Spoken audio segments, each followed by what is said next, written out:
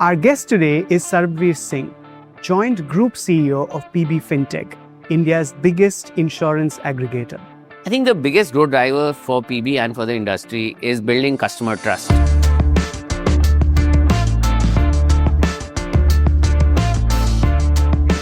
You are taking money upfront, you're going to give a benefit later. An alumnus of IIT Delhi and IIM Ahmedabad, Sarbvir has had a career spanning various industries, from private equity to venture capital to digital ventures, before finally taking on the reins of PB Fintech, which is also one of India's leading licensed insurance brokers. My upbringing as a son of an army officer, traveling to different parts of India. As we were just discussing, I lived in the Northeast for a long time. Working abroad, I worked in Hong Kong, in New York, and then obviously last 20 years in India. This entire experience has prepared me for insurance. Meanwhile, the insurance industry itself is at an inflection point.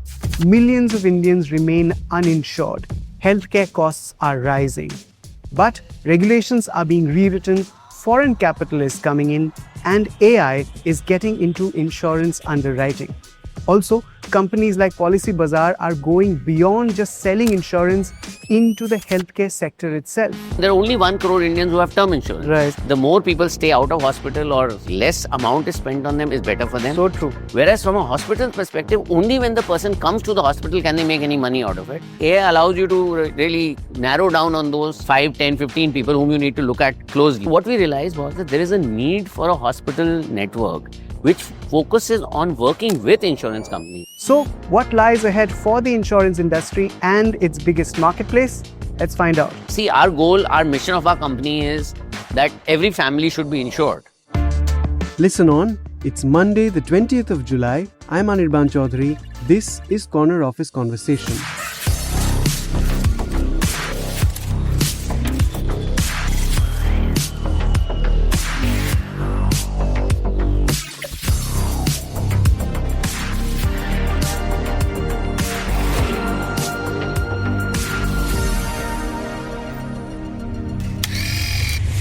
Hi Sarbvir, very warm welcome to the podcast. Thanks, Anirban. Very happy to be here. Right. Let's start with your journey. An army kid, IIT, IIM, and then several ventures, right? Investment banking, venture capital, even a media venture, and then finally onto a sector which deals as much with money as life and death and health. What are the lessons that you brought to where you are currently? So, I believe that everything that you do, Anirban, prepares you for the next chapter. And, there is a bigger force which decides what's going to happen. And I think in many ways, my upbringing as a, son of an army officer, traveling to different parts of India. As we were just discussing, I lived in the Northeast for a long time. And also the army, shows you the realities of life. Things happen, right? People pass away, their families have to be looked after. The amount of money that is there is not, very high. It's a lot more around honor and things like that. So I think that was a very formative... Fundamental knowledge. Fundamental learning. And then, of course, as you said, working abroad, I worked in Hong Kong, in New York, and then obviously last 20 years in India. So I think this entire experience has prepared me for insurance because I can understand the reality much better. I can empathize with some of the challenges that people face.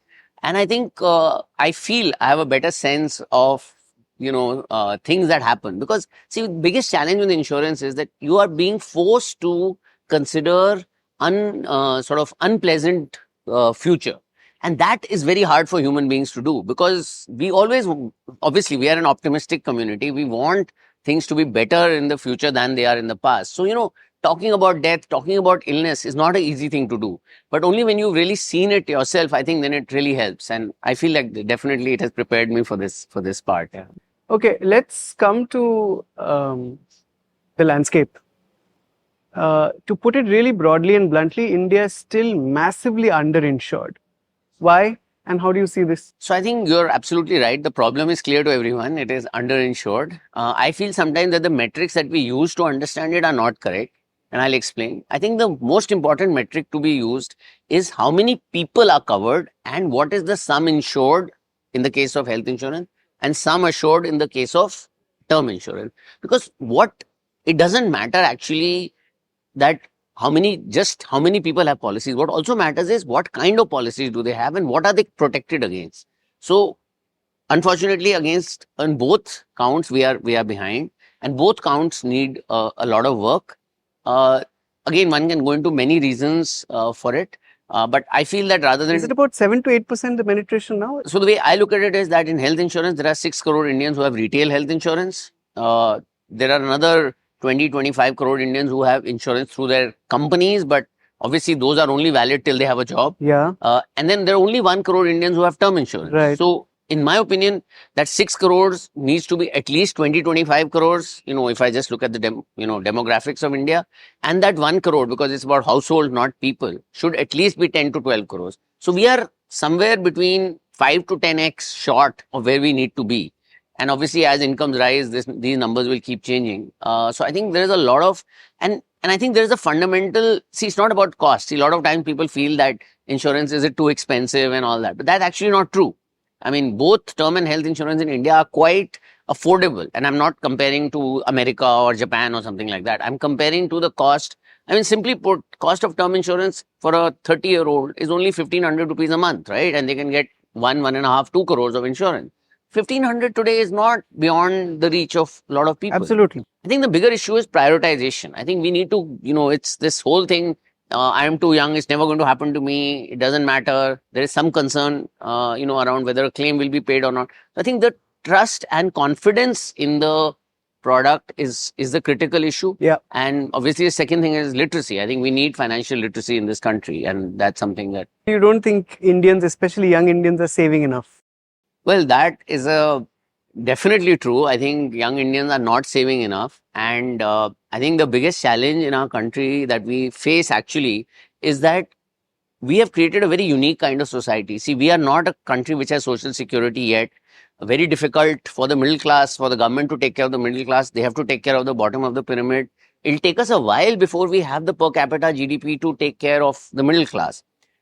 We don't have any more, in the new tax regime, there are actually no incentives, tax incentives, because earlier, the big story used to be the 1.5 lakhs that you had to save because you got a tax incentive. So that has also gone out of the window. And we are expecting that people will, save money. In my opinion, this is one of the biggest issues that we are facing in our times. And that's why I come back to financial literacy. I think financial literacy is super important in this kind of a scenario, because if you expect me to take care of my future, then I must have the knowledge to take care of my future, right? And I think that is a very important area to focus on. And, I hope, and we are trying to do our bit, but, the society at large, I think it has to be taught in schools. In my opinion, it's more important than teaching calculus or trigonometry or something like that, because this is a very important subject.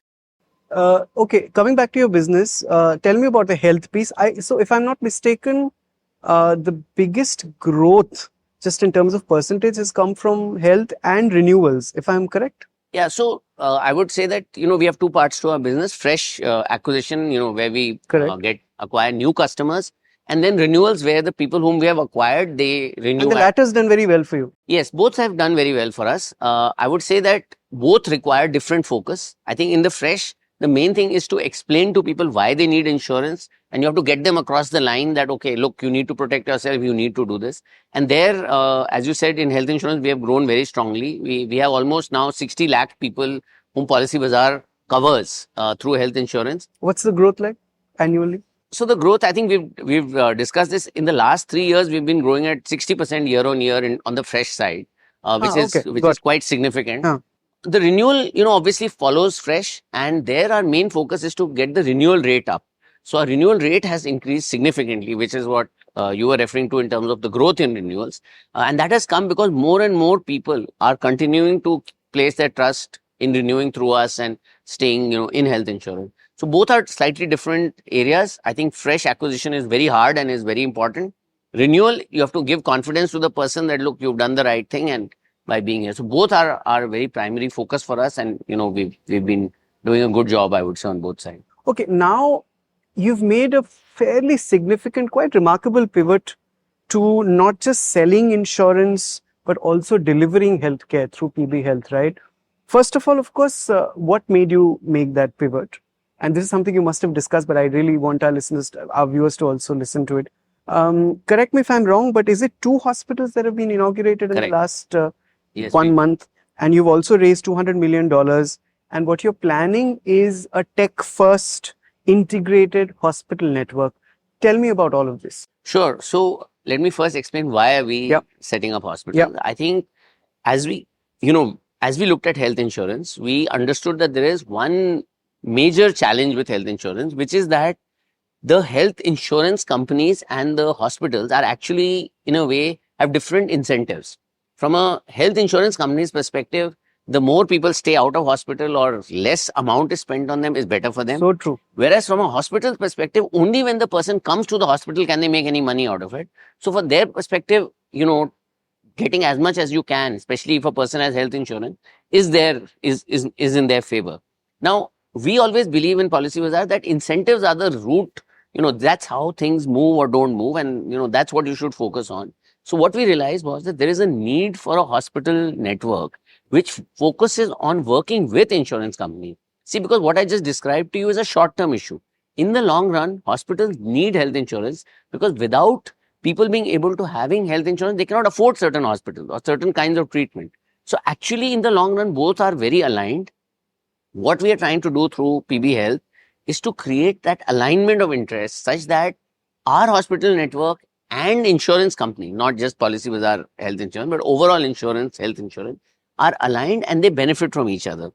Now, one of the things is that in the long run, like I said, hospitals and healthcare and health insurance are completely aligned. In the short run, what we are trying to say is that rather than saying that you only get paid for, incident, is there a way that a hospital network can get paid for taking care of people? Which means that if somebody comes to OPD, instead of saying, how can I make this hospitalization or IPD incident, can I treat that person in OPD, send them home, and yet get paid something more than what I would have got paid just for the OPD. So this is a complicated thing to achieve in real life. But I think what we are trying to do is to create alignment of interest between hospitals and insurance companies. And through PB Health, we want to create a working model. Because what we realized was that today there's no working model. So people are looking at it and saying, okay, fine, you guys are talking about it, but we don't know how this works. So we are doing that to create that working model. We understand that in a country as large as India, we will not be able to necessarily cover all of India. But what we want to do is create a working model, and then hopefully more people will join this movement. Because in the long run, we believe that hospitals cannot exist without health insurance, and obviously health insurance cannot exist without hospitals. Right. So we are setting up, so the 2 hospitals that you referred to in Noida and Gurgaon, in some cases, we are buying already existing facilities. In some cases, we are refurbishing existing facilities or taking them on lease, etc. But we are fully, we have a team of doctors, we have a team of, these are specialized people. We are fully into health insurance. In hospitals. We are not, this is not just a synthetic experiment. Yeah. Okay, but insurance and healthcare are often conflicting aspects of a business. So how do you straddle the two? See, fundamentally, there are 2 things. One, when the policy is sold, you have to ensure full disclosure, right? To make sure that whatever was insurance company's main concern is that it should not happen that you came with an existing disease and you bought a policy and you're now taking treatment which is going to cost 5 times the premium or 10 times the premium, knowing fully well that you were not well. So that's one point. So disclosure. So that is something that Policybazaar is being focused on, and we continue to drive that disclosure should be accurate. Second thing, what happens is that the hospital and the insurance company don't agree on the line of treatment, right? They are saying, okay, this should have happened. They are saying, no, this should have happened. Our view is that you cannot have 2 people looking at the same thing again and again, because the minute there's a second person, that person is likely to feel that I should add some value, right? And whatever the first person said is not fully true, right? That we see in our daily life. So what we are saying is work only with trusted hospital providers. So what we are telling our PB Health is telling its insurance partners that when a person comes to PB Health, please trust me that whatever is being told to them, whatever is the line of treatment, that is the right line of treatment. You need not re-examine that. What you can do is that on a monthly basis, quarterly, yearly basis, you come and audit me. You can send your doctors, come and audit me and make sure that I'm doing what I'm doing. And if I'm not doing something that I was supposed to be doing, I am happy to pay you or commercially manage that situation. so that the patient doesn't, on a case-by-case basis, doesn't see this problem. The third thing is that the processes itself are broken, right? Yeah. The first, like what happens when you check out? First, when the doctor says, then someone has to come and, write the discharge summary. Then someone has to collect what medicines have you consumed? What medicines did you Absolutely. I return? was just going to ask you. Right. So what we are saying is that that entire process at the hospital end. So at least in our facilities, we are cutting all that out. Like I said, you almost have a real-time bill that is being made. And see, all of this is possible today. It's not, rocket science to do that. Like hotels practically do it for you. So the same thing we are doing here also. That look, everything is well known. We are and finally, see, we are also trusting the patient. So let's assume that because we know that the insurance company is going to say yes, because it's a logical claim, they are not going to second guess us. And thirdly, we know that the patient also is if something happens, we can recover from you, or we can maybe ask you to leave a card if there is any, uncertainty or something. So I think by adding trust between the three parties, I think we can solve this problem. And that's what we are attempting to do. It's not about, if you ask me honestly, nothing prevents today also this from happening. It's just that the processes and the trust between the parties has to be there. And see, once insurance companies realize and agree that PB Health is on their side, and you can see that, right? Like that the cost of its treatment is X versus Y. They will also, they can also see that we are being right. Finally, if you come to our facility, and I would invite you to visit our Gurgaon hospital, what you will find is that it's very functional. See, it's not like a 5-star hotel or something. It's very functional. The lobby is not, 60 feet high or anything like that. It's very functional. It's focused on making optimum use of the space that we have. And I think that's the final answer. See, not all of us can afford to go to 5-star hotels, right? To eat or to live or whatever. Now, today we are expecting that, just because I have insurance, I should go to the most expensive facility. That's not possible.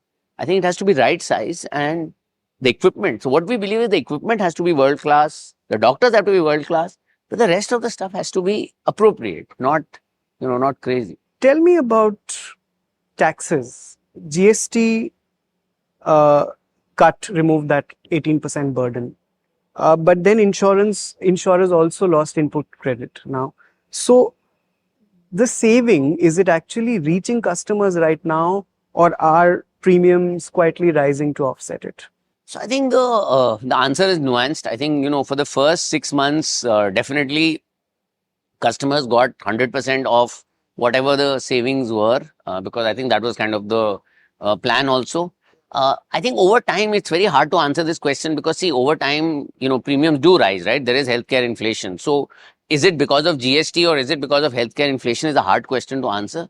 Our view is that insurance companies, see, finally there is a market.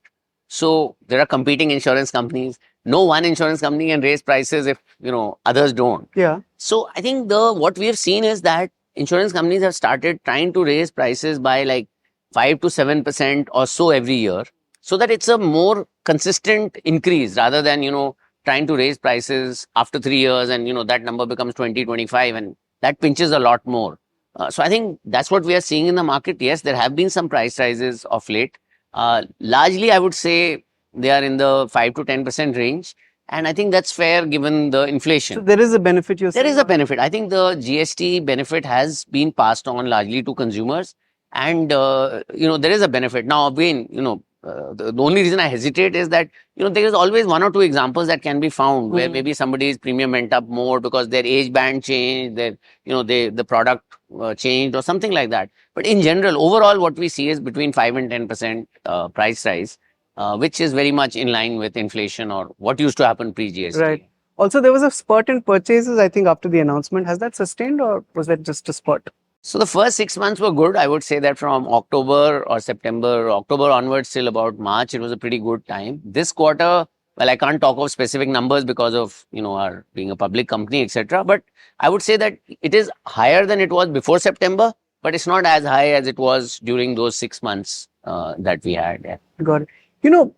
Do you see, with this whole, again, this debate on savings, etc., do you see more financial liabilities coming into the insurance sector for example, home loans? I'm just spitballing here, but, do you see that happening, and what role can, of course, the industry play? So I think one of the areas that, since you mentioned home loans, one of the areas that I feel and which gives, I think, our industry also sometimes a bad rap is that, many times we sell products which are attached. Like in home loans, typically you will find that, and a lot of customers don't even know that, but they normally have a home loan insurance or credit insurance attached to it. Yeah. Now, many times those credit insurance, the cost of that insurance is very high. It's a one-time payment. It gets attached to the loan. So in a way, you're paying interest on the premium also, right? Because of that. And I believe that, we can have much better products. So for instance, at Policybazaar, we have launched home loan insurance, which is monthly. So you only pay till till you have the loan. The value of the insurance also declines as you repay the loan, so that, it's the asset and liability are matched. Yeah. Yeah. And I think it's all around, it's like a 70% better value than a one-time, payment that you pay in attachment. Now, challenge is that we need to get the word out there and explain to people that, look, you have this alternative and this is a better alternative. Obviously when you are buying a home, you're excited about buying the home. The loan is just a bunch of paperwork and you just sign whatever is put in front of you. So I think it's a difficult thing, but yes, I do agree that a lot of these liabilities can be managed and should be managed through insurance. But we need to be careful that we are using the right kind of product to manage them. So, when you listed, a lot of people thought that your growth driver would be Policybazaar. And then, of course, the RBI tightened its norms on unsecured loans, etc. And then, that put paid to a lot of plans. And you also pivoted to secured. Tell me about how Policybazaar is doing and, what do you see as the way forward? The other piece is, of course, PB Pay, but we'll come to that later. Yeah, so I think first on Policybazaar, it's a huge opportunity. See, credit is a much bigger opportunity than even insurance in India. It's a product that people want to buy. I mean, people want to take credit. It's a I would say, much more positive story in that sense. I think you're right. Policybazaar did go through a rough patch because of all the things that you mentioned, tightening of credit norms, etc., etc. I think what we are trying to do is that as we come out of it, see, the whole idea is that, as you come out of something, you want to be stronger than you were going into it. And that's what our team is now focused on. We have new management in leadership change. And one of the things that we are focused on is one is building a rounded portfolio. So not just unsecured credit, but also secured credit. And also in Policybazaar, we are moving into the saving side of the equation. We are saying that it's not just about lending. What about saving? So, we've made some foray into bonds. Bonds are an attractive asset class. That's something that we are focused on.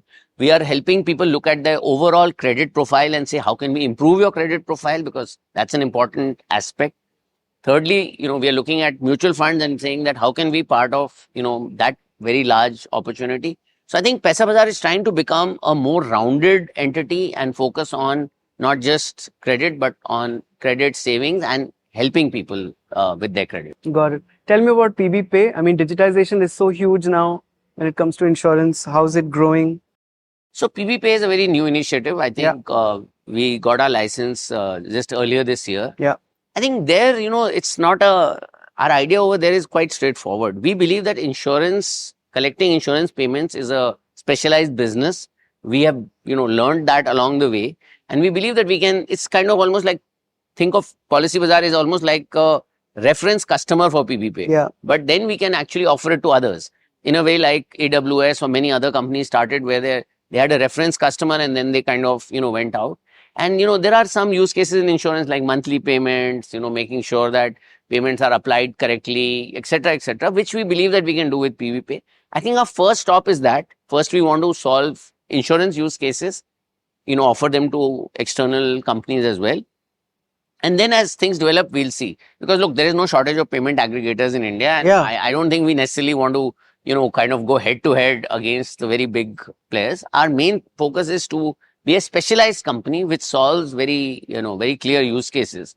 And then, we'll see. Yeah. I mean, competition is one thing. And the other thing is that this is another sector where the RBI has a very sharp eye and is very sort of absolutely. And honestly, look, maybe because of our heritage, we come from a regulated industry in insurance. I think we understand why in insurance or in payments, regulation is very important. See, you are handling somebody else's money. So I think it's very, very important that you follow all the rules and, make sure that there is nothing that happens. So I think I would say we are quite comfortable with it. And when we set up the company, we are very aware that we have to manage everything in a very, very, I would say, clear way. And the same thing we do on the insurance side. So I think it's Coming to the industry again, the insurance sector is going through a bit of an overhaul now. I mean, lots of things are happening. First, the 100% FDI route, which has already seen some results. Aviva, I think, is going to just take ownership of its Indian unit, which is, Dabur Invest. How do you see this changing the sector, first of all? And then, of course, I'll ask you about PB's plan. Yeah, I think the way I look at it is that 100% FDI is, I mean, it's the timing is good, right? I mean, foreign companies also want to come to India. They are attracted by India's size and scale and everything.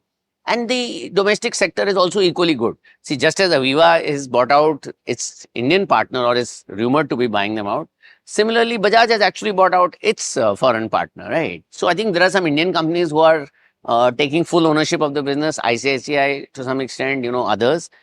Equally, there are others who are, maybe foreign partners are buying. So it's a mix. I don't think it's not a one-way street. Secondly, I think, as we discussed upfront, there is a huge job to be done, right? A lot more Indians need to be insured. So I think new capital, fresh ideas are very welcome. And I think it will be good for the sector as a whole. But I just also want to say that I don't think it's the solution to all problems, right? I mean, foreign Indian companies are very good. I think Indian companies are very well run.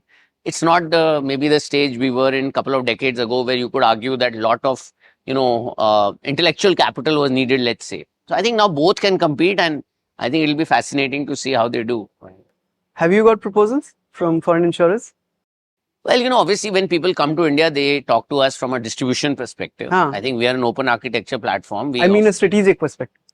Well, we've been very clear in saying that we are not interested in manufacturing. We occupy, I think, a very interesting place in the ecosystem where we are the online source of, information and purchase and service for insurance. And I think that's a good place to be. And that's what we want to focus on. So we talk to everyone in terms of what products do they want to introduce, what are some of the gaps that we see which they could fill, etc.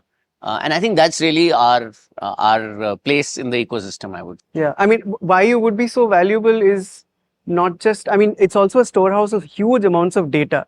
Absolutely. For any foreign insurer that wants to make exactly. And as you know, we share that data with all our partners, right? I mean, we share trends, we share, what has worked, what has not worked very transparently with everyone, because in the end, see, our goal, our mission of our company is that every family should be insured. So what we really want to do is that we want to make sure that better products, better propositions come to market. And many times, new players is the right way to do it because they have more incentive to do new things, right? Yeah. Right. On the flip side, your Dubai arm has been doing really well. There's been quite a rise in demand among NRIs to, buy insurance policies in India. What are your plans there? Are you planning to expand to other locations? I'm sorry if you've already done that, but if No. I think we are right now outside India. We are only in the UAE. In the UAE, right. That's our current plan, is to be only in the UAE. We think it's a very good opportunity. UAE makes a lot of sense for us. One, because there is a large Indian diaspora, so our brand is already known to those people. Number two, we realize that there is an opportunity in the UAE to bring the kind of stuff that Policybazaar has done in India, which is bring data, technology, simplification to insurance customers over there. So now our customers in Dubai or UAE are well beyond just the Indian diaspora. NRIs we serve in two different ways. Some people who live in the UAE could use policybazaar.ae, but we also have an NRI business in our Indian business, right, where NRIs from both the Gulf or Middle East, as well as from the US, Europe, Australia, New Zealand, Singapore, come and buy product. So we serve NRIs through both. And I think those are slightly different populations and different roles, because the UAE business, sells in local currency. We offer local products and we solve those problems. And there's a great opportunity for us. We have become number one in, I would say, 5-6 years since we launched. Yeah. And I think we're doing really well. I think the team is quite strong and we're doing really well over there. The other overhaul which is happening is the commission structure itself. The insurance regulator, the IRDI, is planning to overhaul the commission structure. It is, in fact, if I'm not mistaken, advised insurers to replace upfront commissions with staggered payouts. The idea is obviously affordability and simplicity. I mean, it has also told insurers, don't just chase rich people, make it more affordable, which is what we started the discussion with. How will this help you think what's really happening on ground? See, I think obviously we are all equally, waiting for whatever the new distribution guidelines or reform will be. I think we are comforted by the fact that when we hear, the chairman and others speak about it, they are talking about obviously they're talking about the right thing. They are saying they need more Indians to be insured. They need more Indians to have the right kind of insurance, etc. So I think we don't know, to be honest, we don't know what the outcome will be. Many of it is kind of in the speculation in the media is what I would call it. I think we are waiting for the draft to come out, and but yeah, I feel personally that the objectives of the regulator and the participants are actually the same. That we need to have more people insured, and I'm sure they'll come up with the right guidelines and suggestions. The only one thing that I want to explain to you is that while commissions are an emotive subject, obviously, Of course. the truth is that it's not as if that commissions in India are particularly high or something. Look, they can be pockets. Again, there are always pockets of something which may be not happening, which is not right, which can be corrected. Yeah. But actually, you'll find that, at least in term insurance and health insurance, what we find is that India is among the products are among the cheapest and most comprehensive, at least in product definition. And number two, the commission structure and pricing is actually the lowest. We were with a UK distributor who had come to visit us recently. Yeah. And we were surprised to know that term insurance in the UK, the first year commission is like as high as 300% because it's a 30-40 year contract. So they get, 3 times the first year premium as commission. So we are obviously in India nowhere near that. And I think there is a little bit of confusion, especially in life insurance, because the first year commission is actually spread over 40%. 40 years. So when you look at 40% or something, it looks very high. But when you take that 40% and NPV it over 40 years, you find that it comes to 3-4%, which is not dramatically out of line when you compare what the product is. It's not it's a discretionary product. You have to sell it. So I think, commissions are a tough subject. But from our perspective, as long as we all focus on the goal, right, which is that more and more people should be insured, I think these things will kind of, align themselves in the right way. Tell me if you think enough is being done to stop mis-selling, and do you think it's a problem that is being attacked well enough, and do you think there's a solution in the next 1 or 2 years? See, I think what we believe that mis-selling is a product issue. It's not necessarily beyond a point a process issue. I mean, again, it may sound counterintuitive. Yeah. But let me explain this to you. See, if you sell term insurance, beyond a point, how much mis-selling can you do? Right? Person is alive, you have to pay the premium. Person dies before the policy term, you get the money. Now, yes, maybe somebody is a little confused about some rider or, what is accidental death, what is not. Maybe. But those are all 5-10% of the premium. Right?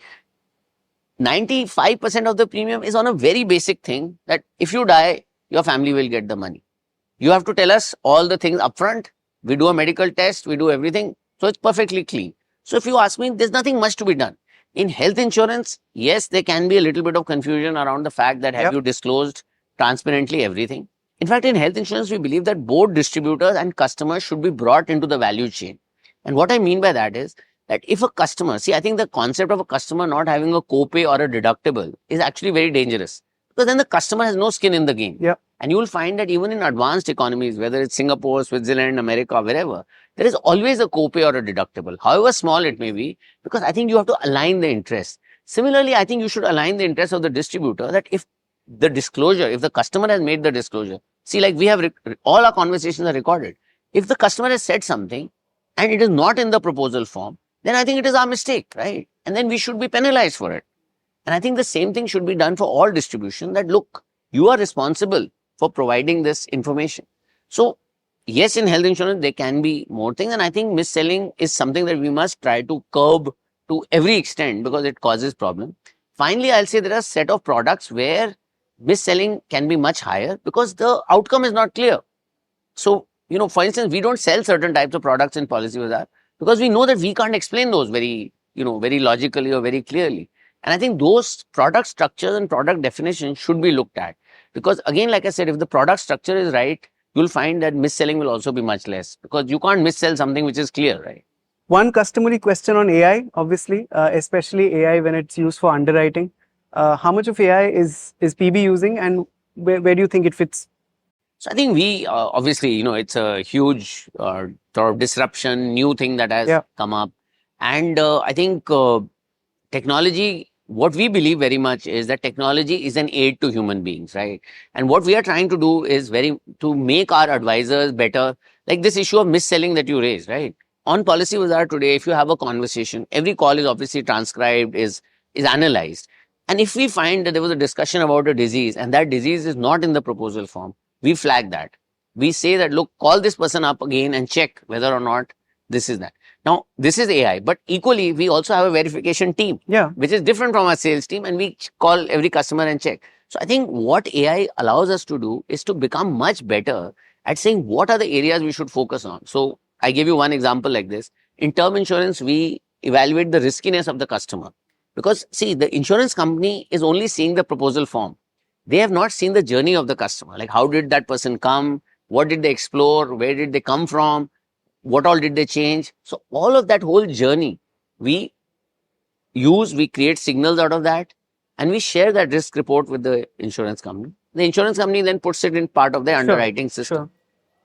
Similarly, we use AI in customer service, right? You can use a lot of basic things can be done by bots, or you can, improve your system.